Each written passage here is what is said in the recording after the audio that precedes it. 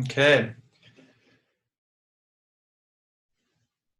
Well, good afternoon, folks. Thanks for joining. Hopefully you can hear me okay. I'm going to go ahead and get started. If there's any issues with technology, please let me know. Thanks for being here. My name is Steve Culman. I am the state fertility, soil fertility specialist, as you probably know. I know most of you on the call, I assume. And I just wanted to take a little bit of time today just to talk about and provide an update in terms of the fertilizer recs that we've been working on.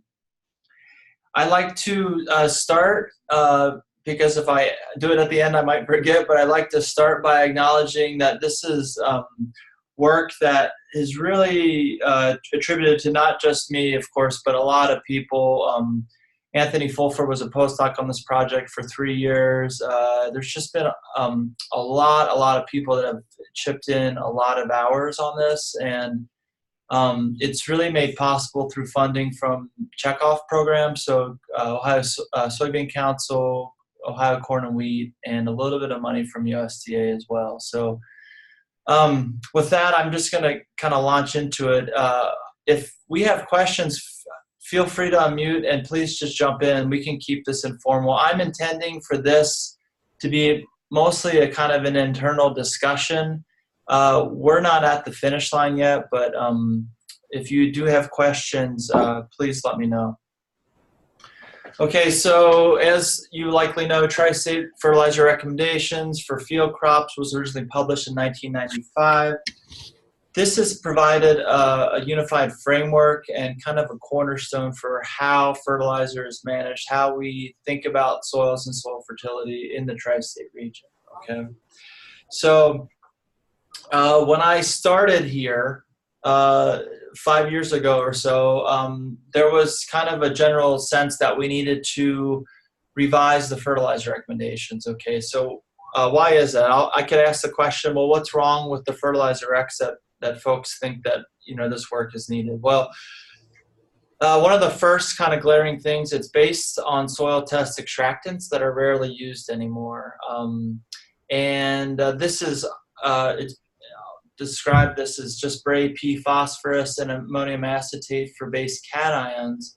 Of course, as instrumentation has developed, commercial labs have almost exclusively moved to Malic-3 as a universal extractant. We can get into that if we like, but really the recommendations are based on extractants, the methods that are really not used commercially anymore. So that's kind of an issue. Another issue is that the recommendations are solely based on buildup and maintenance approach, okay? And I'll talk a little bit about this in a second, but it's this idea that we're building soil test levels up and maintaining them at a certain level. So this is a perfectly fine approach in my mind, but it does limit options in terms of how producers manage nutrients and inputs. And so we think that we might be able to provide a little bit more flexibility. Of course, one of the main things is that it's based on data from decades ago, the 70s through the 90s, 60s through the 90s, really, in terms of the data that kind of generated these recommendations, which are now, whatever they are, 23, 24 years old. My personal slant is that the fertilizer recommendations really kind of oversell the precision of soil testing.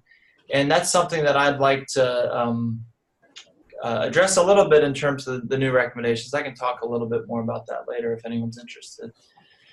And then finally, I think a really important point here is that the recommendations as they stand now are not particularly transparent about the data, the trials that they ran, where these trials were, how many of them were there, what they found. So it's just kind of like, you know, this was a different era, I realize, back 25 years ago, but it was kind of like, trust me, I'm the expert.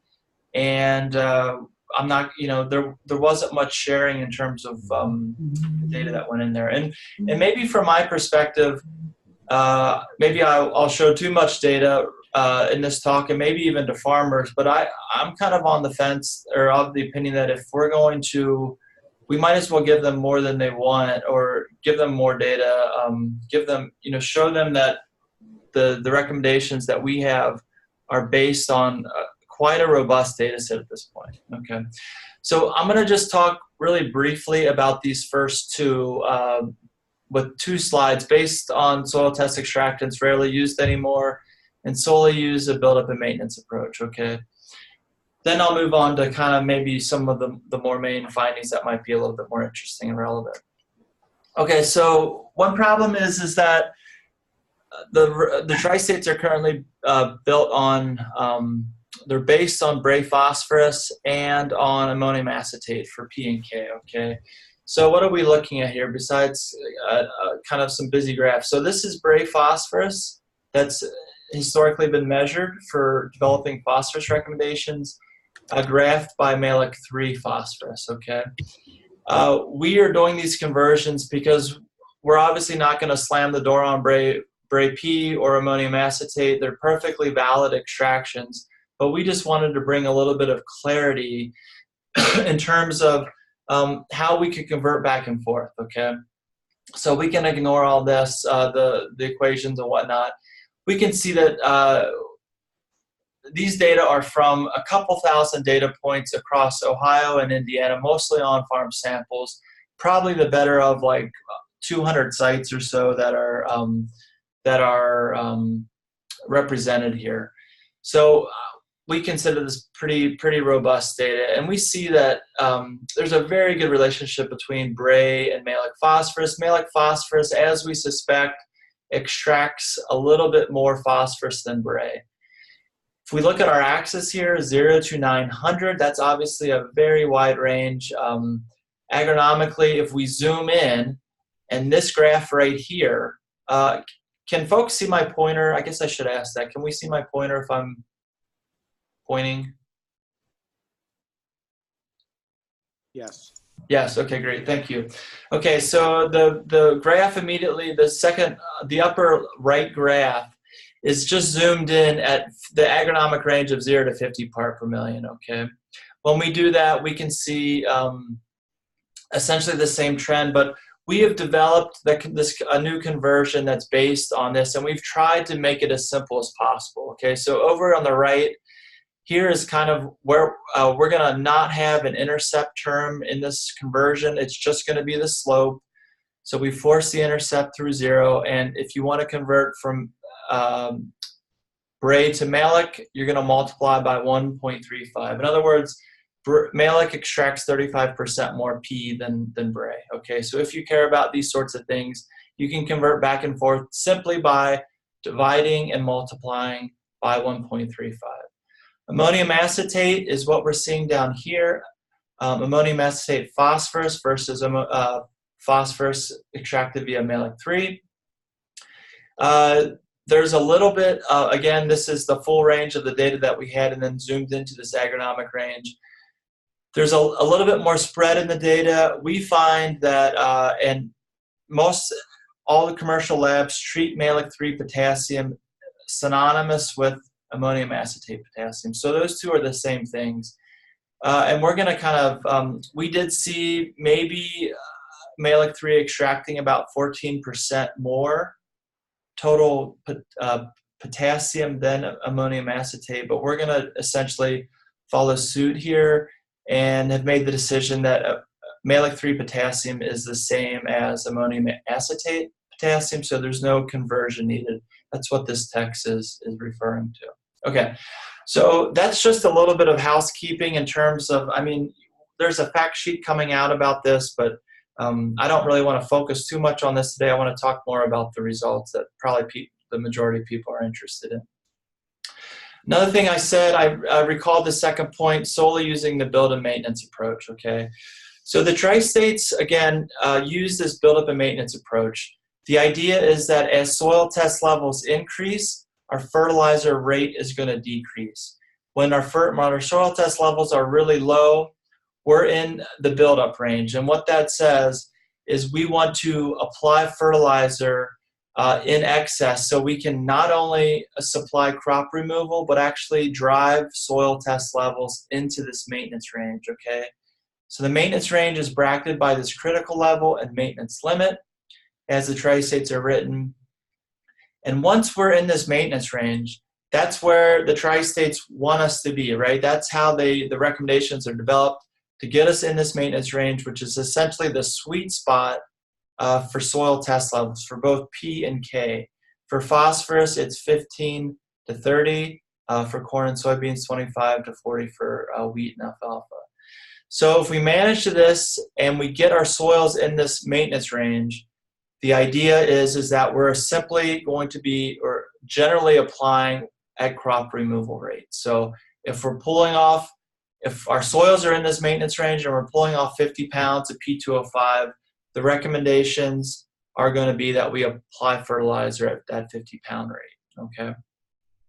So the problem with this, in my mind, is that if we look at the kind of the demographics of Ohio farms, we have well over 50% of the cropland that in field crops is actually leased land. And so, and fertilizer is becoming more and more expensive. So there's people that are farming ground that might not particularly be interested in building soil test levels up. They might just be interested in getting a crop for the next 1 or 2 years because they're not entirely sure how long they're going to be farming, right? And we need to be very cognizant, I believe, of input and input costs and economics if we want to connect with producers and have them, believe in our recommendations and gain our trust. So another example or another philosophy besides this build and maintenance is what we would call the sufficiency approach. And that's essentially applying fertilizer at crop removal rate. So it's not that I'm wanting to discard build and maintenance altogether, but I do want to maybe another option. So if your soils are in this if they're below 15 part per million, we're certainly going to recommend that you apply fertilizer. But we might say, if you're not interested in building up, just apply at the removal rate. So a lot of those details, the devil is in the details with that sort of thing. Those details have yet to be worked out. But I just wanted to mention that in terms of some of the limitations that we're hoping to address moving forward. Okay. Now moving on to a little bit more concrete. I've got essentially 5 take-home points here. And I'm going to basically tell you those take-home points, and then we're going to go through them one by one, and that will really be the essence of this talk, okay? So the first one is that in the last, from 2014 to 2017, and even really continued to 2018, we have quite a bit of trials out this year. We've had the better part of 350 on-farm strip trials conducted across the state. This has been in corn, soybeans, and wheat, mostly nitrogen, phosphorus, potassium. We've done a little bit of sulfur work as well. So that's kind of what we've been after. And of course, a lot of you on this call today have been part of that effort, right? The second take home is that yield responses to P and K fertilizer in soils at or above that maintenance range were very rare. So if our producers are maintaining soils in that maintenance range, and they fertilize versus don't fertilize, we typically are not, we've seen very few yield responses. We'll talk about that in a second. Our third point is that long-term data from 3 sites in Ohio. These are our 3 farms, our 3 agronomic farms at Western, Worcester, and Northwest, show that when soils are in the maintenance range, they can supply sufficient P and K to meet corn and soybean demand for many growing seasons. So what does this mean? Well, it means that there's a perception out there that corn and soybean need to be spoon-fed, fertilized year after year, even fertilized multiple times with P and K per year. And we just really don't have any data to support that. And I'll get into that in a little bit. You may or may not be aware that our nitrogen rates for corn were updated this spring and are based on this model for maximizing profitability, not maximizing yields. So this is a big effort that is essentially updated, and so much of what remains is dealing with phosphorus and potassium. Okay. And then finally, the last point I'm going to talk about is corn, soybean, and wheat yields they're yielding more grain with less nutrient. In other words, crops are becoming more efficient as they're bred for higher and higher yields. What this ultimately means is that grain nutrient removal per bushel of grain. So for every bushel of corn or soybean that we're taking off, we're taking less nutrients with it relative to 20 years ago. So this has implications for our recommendations and nutrient management in general.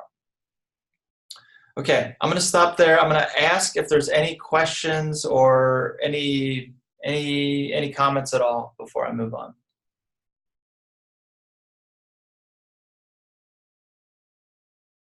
Steve, as we're getting farther into actually using this to talk to farmers, is there any chance to get the actual numbers of farms where we actually saw a yield response in that maintenance range? Yes, sir.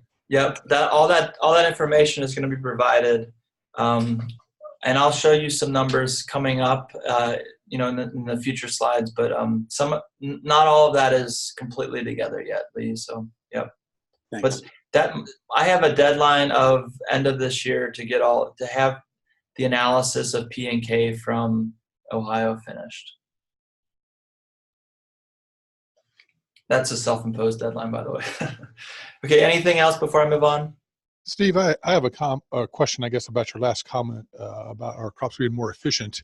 And you and I have discussed this a little bit in the past, but in high yielding situations where farmers are fertilizing to the current tri-state recommendations, and if you look at soil test results based on that, we're not keeping up. The soil test numbers are coming down. So was that addressed, or will that be addressed at all? Because we're seeing, and with the kind of yields we've had the last 5 or 6 years here, we're seeing more and more of that in our better producing soils. That's a great comment, John. Thanks for bringing that up. We are going to talk about that. I've got a slide in here to discuss some of that.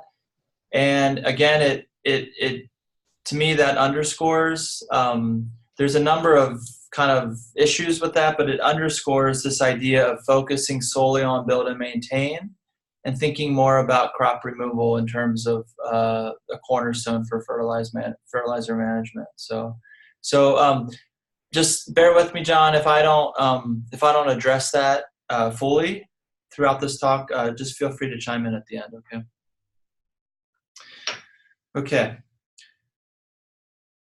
Okay, so let's talk about what we did. Okay, this is just really about methods. You all are probably familiar with this. We've conducted, with your all help, private crop consultants, some agronomists.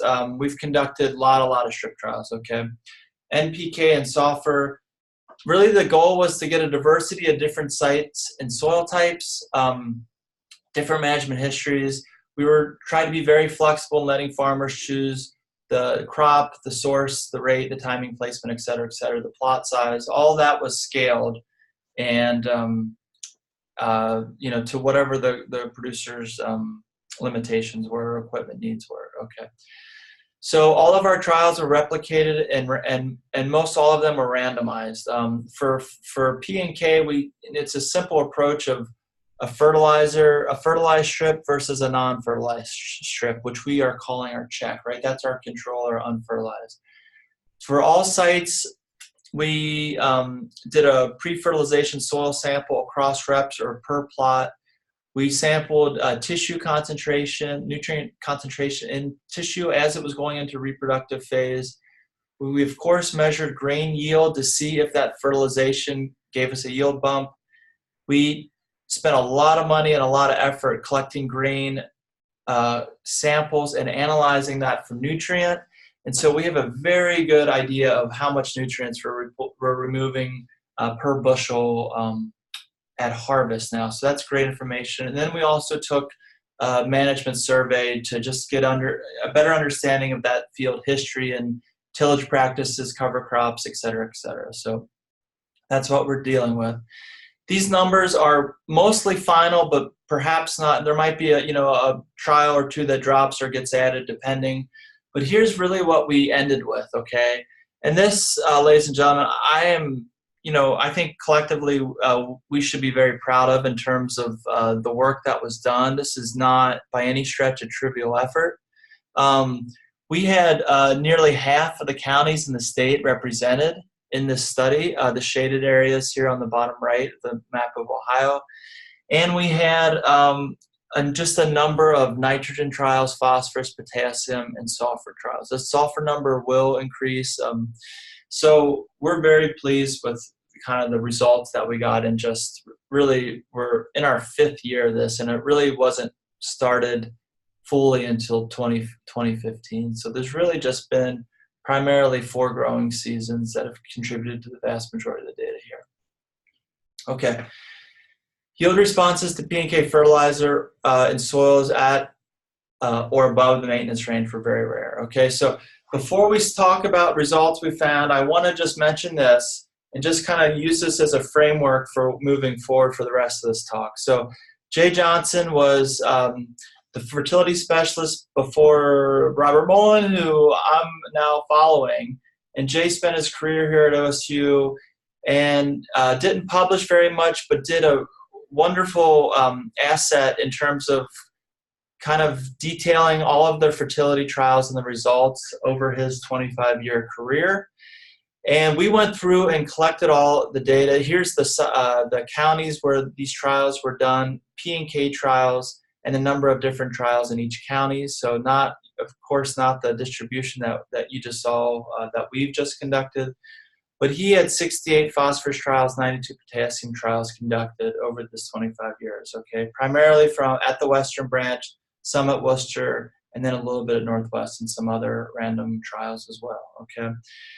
We went through and reconstructed the data from Ohio that went into the tri-state recommendations, and this is what we found, okay? So let's talk about this. This is soil test phosphorus and soil test potassium on these bottom axes.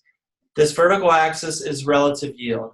And the relative yield is simply the ratio of the unfertilized yield divided by the fertilized yield, okay, multiplied by 100, so it's a percentage. So if you've got a trial, you had a strip of fertilized, unfertilized, both strips yielded 60 bushel soybeans in both the unfertilized and the fertilized, your relative yield is going to be 100. Essentially no change. We conclude that your fertilization had no effect on yield, right? It was not a limiting thing. We do this for every single trial. Each one of these little dots here is a trial, okay? And the black ones are not statistically significant, and the gray ones are, yes, there's a significant yield reduction, okay? So this is really how recommendations are generated. And the idea is as our soil test levels are dropping, we have a much greater chance of seeing a yield decrease up to 50, 40, 50%, 40%. That's half. These are yielding less than half of what the fertilized treatments are. But we can also see that some of these levels are yielding just the same, even though the soil test level might be low. This dashed line here, red dashed line, is our 15 part per million for Bray phosphorus, and then our potassium is at 100. Of course, potassium currently scales by CEC, but we just put it at 100 in terms of the baseline for what most soils in the state are. So what does this mean? Well, it means that I was actually quite surprised to see how clean the data appeared to be, which shows that, it's really at this critical level, 15 part per million and 100 part per million, where we start seeing, when we get below that soil test range, we start seeing a lot more yield reductions happen, both in potassium and phosphorus.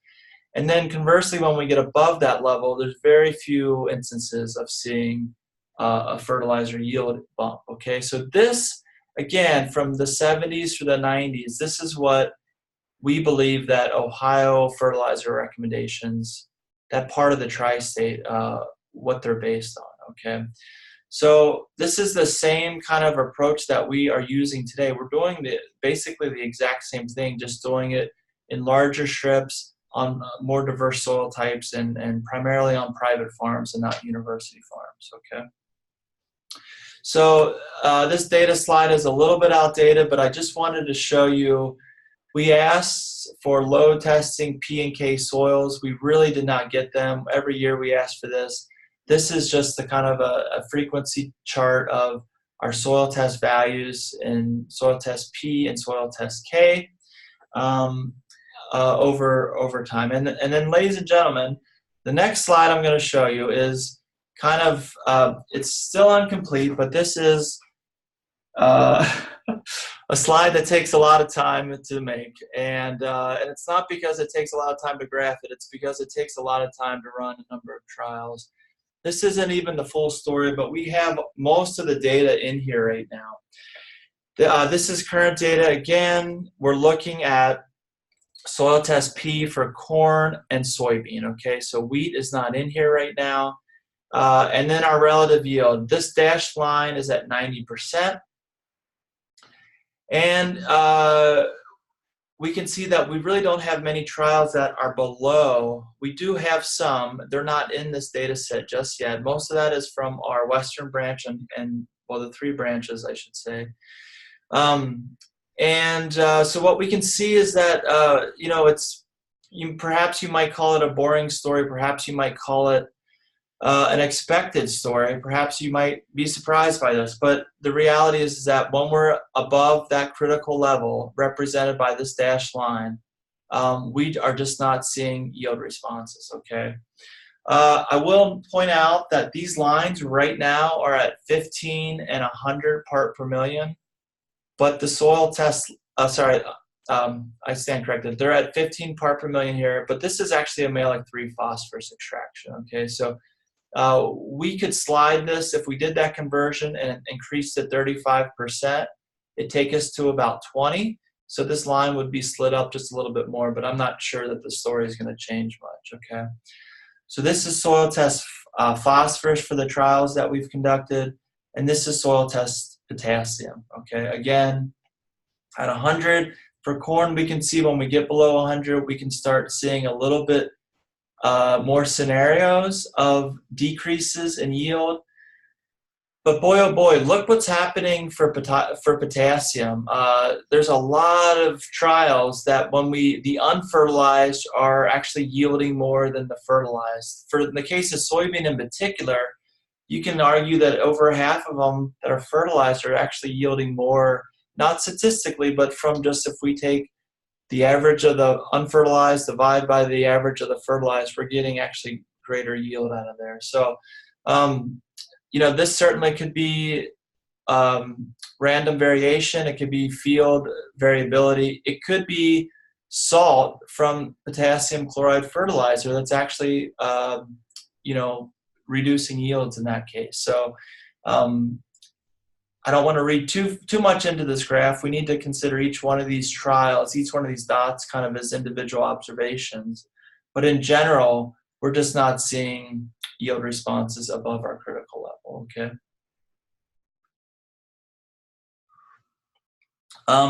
Any questions on this?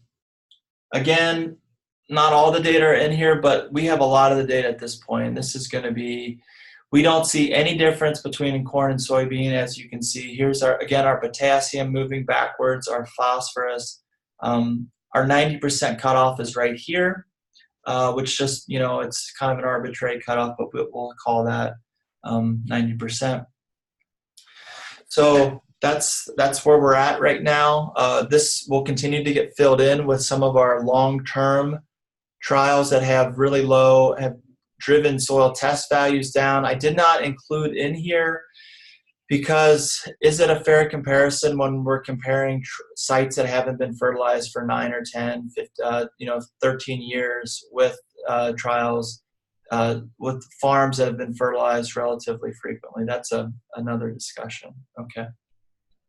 So, Steve? Yes, sir. Before you leave that set of slides, what the data in those represents now is really all the on-farm strip trials that were conducted? This is all on-farm strip trials, yeah. There's none of our, we have a few, there's a little bit of data from our farms in here, but not much at all. It's almost entirely from those other sites. Thank you. So I don't know. Yeah, Greg, I don't know if that means, we know that they're typically larger strip plots. We do have some on-farm stuff. Peter Thomas and Rich Minyo, Laura Lindsay, and Ann Dorrance all conducted trials that were essentially on-farm, or mostly on-farm, but small plots. So we do have some on-farm small plots work in here.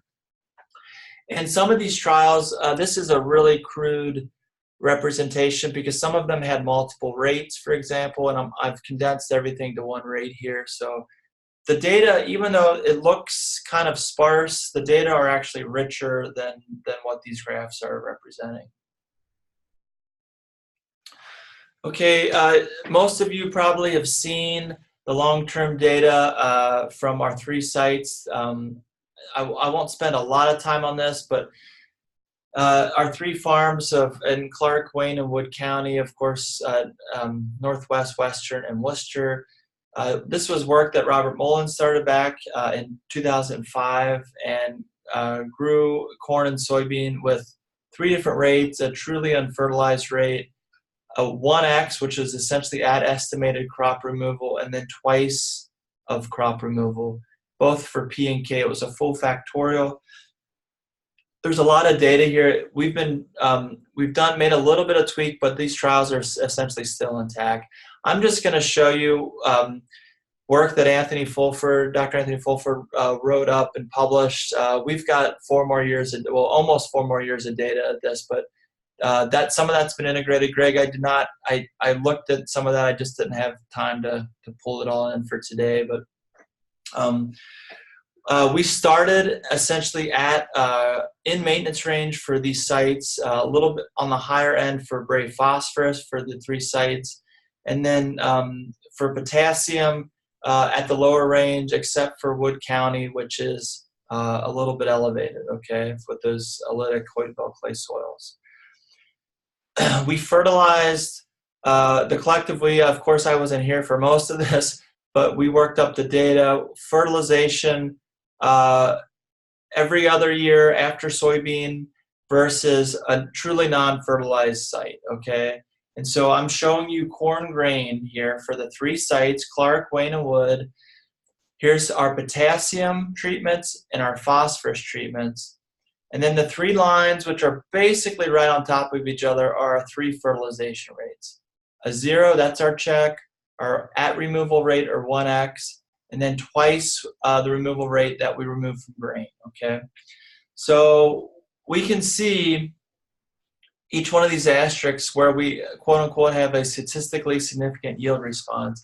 But let's not pay too much of attention to statistics. We can see over 9 years that we're just not getting, when our soils are at crop removal, they're supplying sufficient P and K to meet crop demand at these sites, okay? So this is corn grain, and then I'm going to show you the exact same set of graphs with soybean yields. Interestingly, really at this Clark site, this is that western branch, is really in soybeans and potassium is the only scenario where we can see a pretty strong trend of decrease going on, okay? And so I would chalk that up as, and we can dig in some of Jay Johnson's data, but this is a soil type response at the soils at Western that are more responsive to potassium than some of these other sites, okay? So what's driving yield here in these sites? It's not fertility, right? They're in the maintenance range. Everything was in maintenance besides this Wood County potassium. And over 9 years, certainly we're never going to recommend farmers don't fertilize for 9 straight years. But if they did, the chances of seeing really dramatic hits in terms of yield are low, okay? At least according to the, as suggested by the data that we've got here. Now, these are just 3 sites, I know, but, we can extrapolate it to the extent that we're comfortable with, so.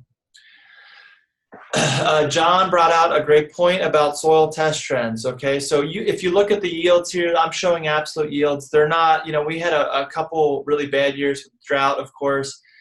They're not particularly the best yields that you could ever hope for.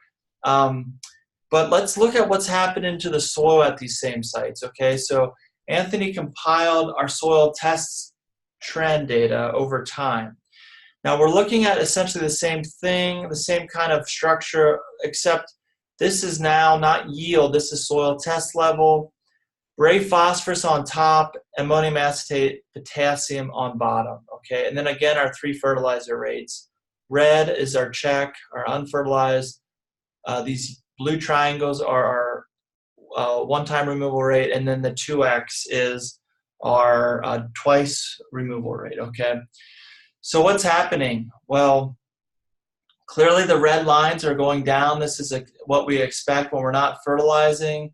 We're driving our soil test values down. And we'll note that the dotted lines here represent the maintenance range for Western, Worcester, and then a little bit bumped up here for our Northwest station data, right? But what's a little bit disturbing, and this has been like a source of great confusion for us, is that when we're applying twice our estimated removal rate, in other words, these yellow points, we're really not seeing a buildup of soil test values like we'd really expect to see. And this is a bit disturbing for us. We don't know exactly what to make of it. Maybe it's a function. I mean, there's a lot of things that could be at play here. Different, you know, the way we farm is, of course, different. You know, there's been talk of tillage and stratification. There's been talk of rainfall chemistry and rainfall pH. There's none of those answers are wholly satisfying to me, but we just know from the little bit of data that we have on this, when we're applying twice what tri-states are recommending, we're getting very little building that's occurring over 9 years. So again, underscoring my desire to have less focus on build and maintenance and more on at removal rates, okay? Any questions? I'm going to stop there because I know I just threw a lot at you all. Steve, when you're looking at the potassium, could excessive uptake by plants be contributing to the lack of buildup in the soils? Have you looked at what's actually coming out in the stalk and the grain for higher potassium levels? That's a great question, Lee. We have calculated that. We have a budget. Actually, it's a really good question. Now that I'm sitting here thinking about this, we came in and we 2014 is when we essentially started analyzing for grain nutrient content. We have that for the last 4 years. None of that data were really like looking at how much applying double fertilizer, how much that actually increased the concentration of P or K in the grain. We have not really looked at that systematically. Of course, for potassium, we would suspect the majority of that, at least in corn, would be in the stover. And we haven't really done a great job of kind of quantifying that. We assume if it's in the stover, if it's uptaken in the stover or the roots and not harvested, that's going to essentially be recycled back into that soil and play back into that extractable pool. But it's an outstanding question that we really haven't fully addressed. Steve, you know, when you look at those charts, that's a little disheartening from a couple standpoints. From a farmer standpoint, do you have a feeling, will those numbers ever bottom out, or is that going to continue to decline? And then from an educator standpoint, you know, how do we talk to farmers about maintaining soil test values when the data shows that may not be a reality? Yeah, those are great questions, Sean. I don't have the first question about will they bottom out. We don't believe they're going to bottom out. You know, there's been long-term trials that haven't fertilized for, you know, better part of a century, and you still get an extractable pool because these, you know, if we look at total phosphorus pools and total potassium pools, the soil test is really a small fraction of what's actually in the soil, right? So there's always a little bit that's getting siphoned out of into the kind of quote unquote available pool that Bray P and ammonium acetate get at, right? Yeah. Yeah, So I guess I didn't mean bottom out, but I meant level out. Really, is what I meant there. Is it going to go to a certain point and then just kind of level out? Yeah, and so that's something that we think some of the data that I've looked at, especially at this Clark site and at this Worcester site, it's kind of doing this bouncing back and forth now. We're not seeing major trends of decline like we were in the earlier part of this experiment. So I think that that's certainly possible. Although that analysis, that's really, we got to look into that a little bit more. So. Yeah, this is a head scratcher. I've talked to people that know a lot about soil fertility and been doing this for a long time.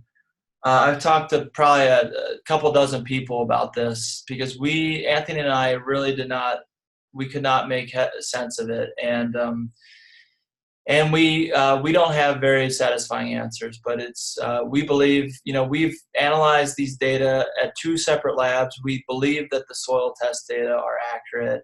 We don't think that it's just some kind of lab artifact or something like that. Anyways, yeah. So again, how much will this change the narrative? It's unclear, but we don't have great answers right now. It's just something that needs to be looked at more, and hopefully with a little bit more time, we can get at some of those questions. Okay, and in the interest of time, I'm going to move on. If you care, 9 out of 42 comparisons yielded statistically significant yield responses to fertilizer. Okay, again, underscoring the point that our current maintenance range is, there's no evidence that the maintenance range is too low.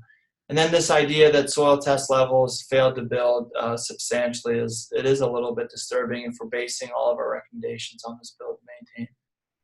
I will say that, places that have done very recent work, places like Iowa, places like Minnesota that have done work in like the last 10 years and updated fertilizer recommendations on P and K, have not seen this phenomenon. So to some extent, you might not.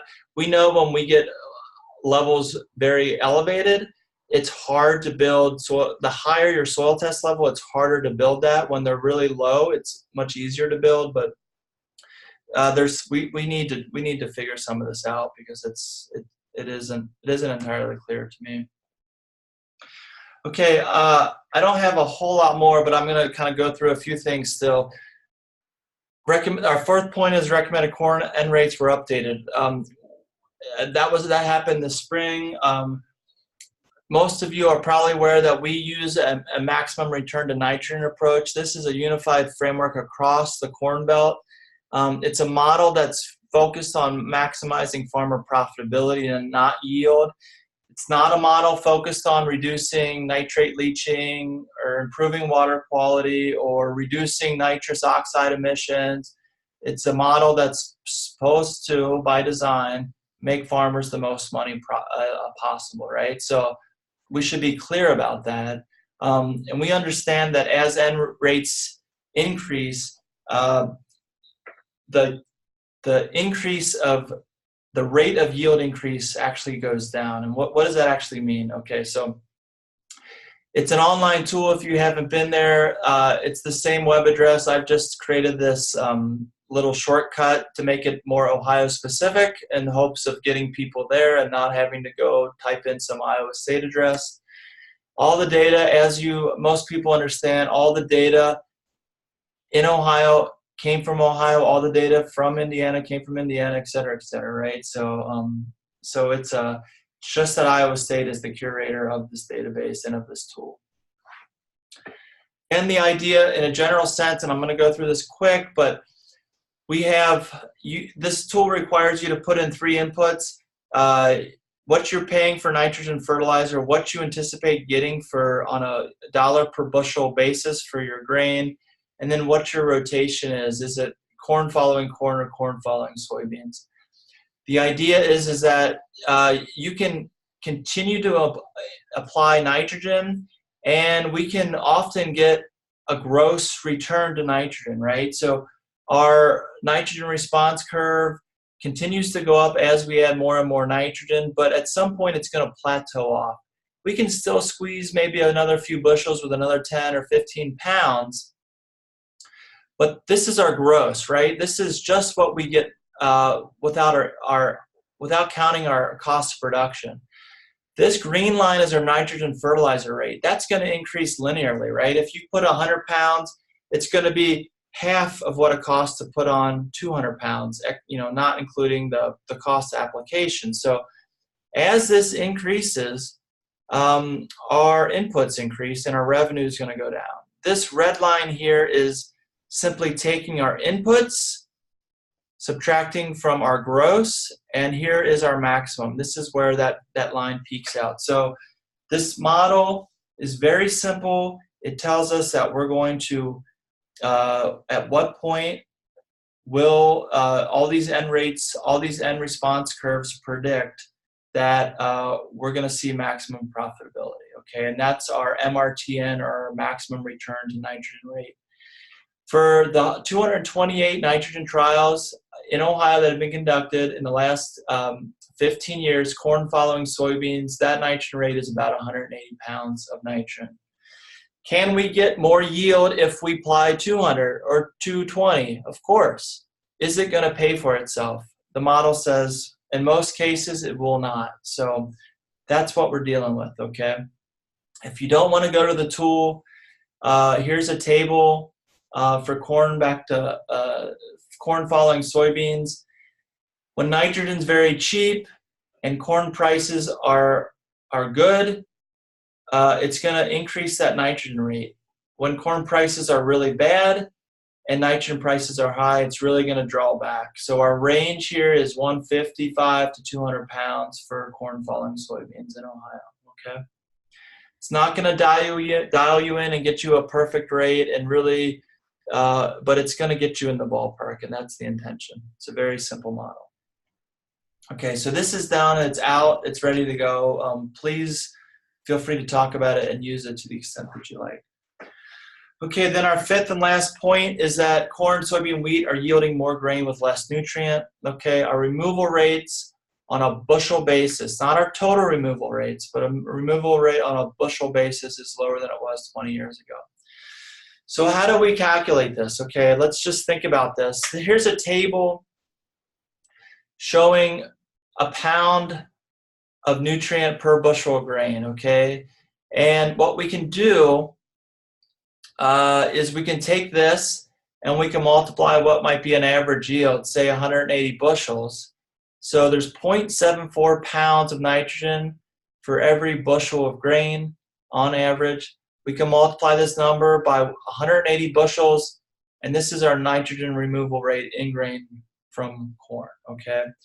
The graphs up here just show the data points where we measured nutrient concentration, nitrogen, phosphorus, potassium concentration in grain of corn, soybeans, wheat. We saw what those each plot yielded with that concentration, and then we essentially calculated a grain nutrient removal in terms of pounds. So, you know, ideally you can say, well, here I am at 200 bushel corn. I'm going to go up here, and I'm at 200 bushel corn. I'm removing somewhere between 200 and 100 pounds of nitrogen on an acre basis. Okay. So this is a big kind of obnoxious chart, but you know, if we can look at what average removal rates are, we can look at micronutrients and see how little we're actually pulling off, how much sulfur we're actually pulling off on kind of these average grain removals of 180, 60 bushel soybean, 80 bushel wheat, et cetera, et cetera. So this is a useful tool for, I mean, I think it's really drives home the point. What are you removing versus what are you fertilizing with, right? Let's like do that mass balance and figure out what you're applying versus what you're removing. We took for phosphorus, we don't have any of these data from, you know, yesteryear from the original tri-state, but we do have P2O5 and K2O. We have phosphorus and potassium. Old tri-states said that for every bushel of corn, we removed 0.37 of P2O5, and every bushel of corn, we removed 0.27 pounds of K2O. Well, look what we found on average for our new data, right? 0.34 and 0.19. That represents an 8 and a 30% reduction in 8 in P2O5 and 30% in K2O. Those are large reductions, right? I mean, 8% not so much, but the K2O certainly at 30%. Same is true for soybeans. These are data that are consistent with other findings, other studies, other states have found that we're essentially seeing a nutrient dilution in our grain over time, okay? So we're very comfortable, very confident in the information here. And we think that these should be the new standards or what we're kind of generating fertilizer recommendations based on, okay?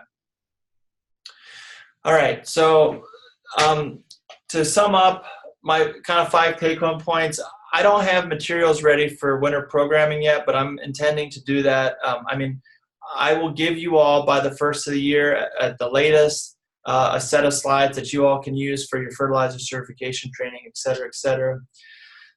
We did a lot of work here. We found that P&K fertilizer responses were very rare.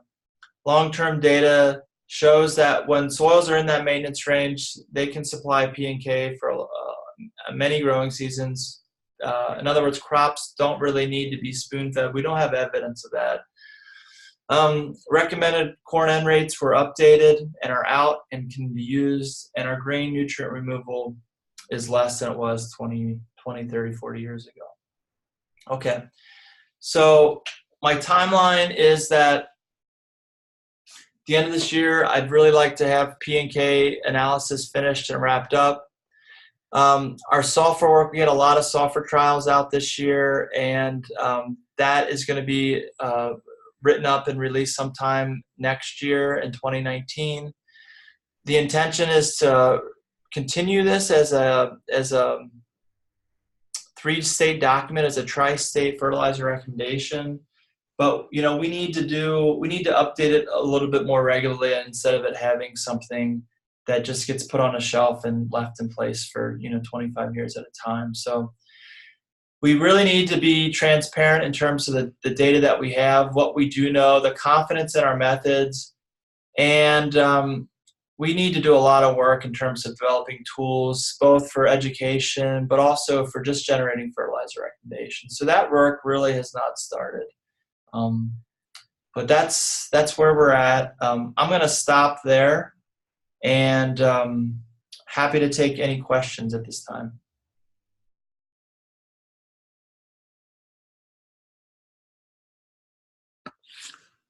Can you say anything about your sulfur? Penn State is saying they're anticipating anything below 10 parts per million for malic and sulfur. They expect to see a response in yield. Can you say anything unofficially about your sulfur work? There's a lot of people pushing sulfur through the co-ops on this side. Yeah, there sure are. I can say that we've I presented a little of this at CTC in March. We have not found much evidence that there's a really widespread need for sulfur in Ohio right now. We've conducted about the better part of 50 trials over the last, say, 6 years or so, and there's maybe 3 or 4 that have been responsive. I am going to push back a little bit and say about soil testing for sulfur. We don't develop nitrogen recommendations based on some nitrogen test, a soil nitrogen test. And I would say we probably shouldn't do the same for sulfur. We do not have any kind of calibrated Malic 3 sulfur extractable critical level. And there's been a lot of work in the last 10 years at other states, Kansas State, Minnesota, Wisconsin, Indiana, Iowa, trying to find a critical level or some relationship with malic extractable sulfur and response, and it just is not very promising. In other words, I believe that maleic extractable sulfur gives some general indicator in terms of what sulfur levels are in a soil, but is it a great indicator, a great tool to let a producer know when they should or should not fertilize with sulfur? I'm going to say for that last piece that it's not a good diagnostic tool for that. And that's been shown pretty well at this point. We're going to try to see if we can find one here, but I'm really not optimistic about that. So when people say, oh, you need to fertilize, look at your maleic 3 sulfur, that's something that we need to push back on because it's simply not supported by any science. Thanks, Steve.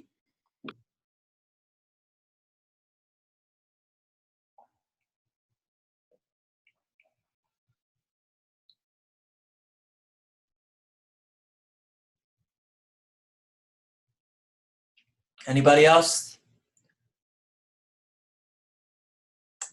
Okay. Yeah. Well, Sorry, Steve. sure. Real quick question. The slide that you don't have up big, but it's up small, the unfertilized versus the phosphorus. Help me understand, yes, that one. So help me understand that if dots are above 100, that means that we get better yield without fertilizing? Yes, ma'am. That's Okay. exactly what that means. Yep. Okay. I mean, I was sitting here, I calculated it out on my own with what I thought I heard you say, and okay. Yep. So I decided at the last minute not to show this. This is from our sorry. Oh, that's fine. But these are from our long-term trials that I talked about before at the 3 sites, and you can see instances when we're well above, especially with potassium. Well, maybe not. Especially with phosphorus, I guess. When we're above our maintenance range, but we're seeing yield responses here. Well, some of these sites are, because they haven't been, some of these haven't been fertilized, say, in 4 or 5 years. And I'm not entirely sure that that's a fair comparison just to put data like this that have been unfertilized long-term in with the whole, the other on-farm stuff that are really operating on not a long-term scale, but more of a short-term manipulation. So that's why I kind of left it out. I need to do a little bit more work trying to figure that piece out. But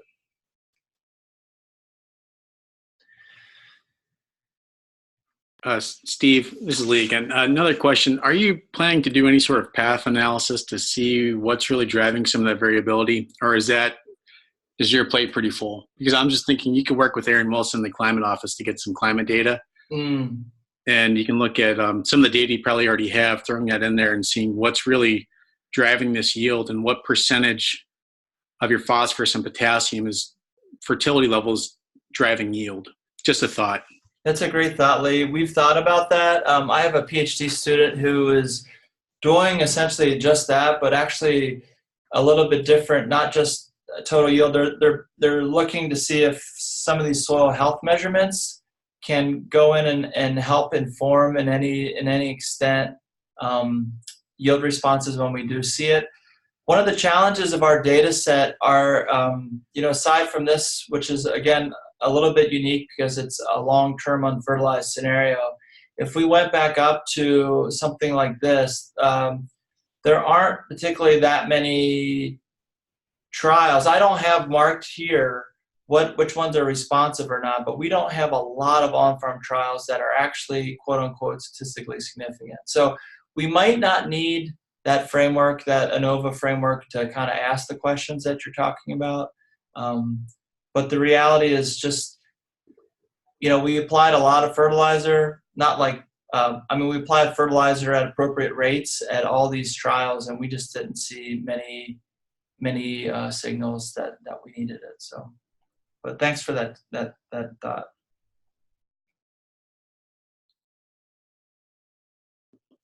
Okay, last call for questions. All right, well, with that, I'll end. I'll thank everybody for their time, and I'll look forward to sharing more with you in the upcoming months. And if you have questions, I'm happy to share the slide set with you or anything. Just reach out to me. And I know Greg will be posting this as a video, so you can refer back to that if you'd like. Okay, well, I'll wish you all a good afternoon and have a great weekend. Thank you. Thanks, Steve. Thanks, Steve.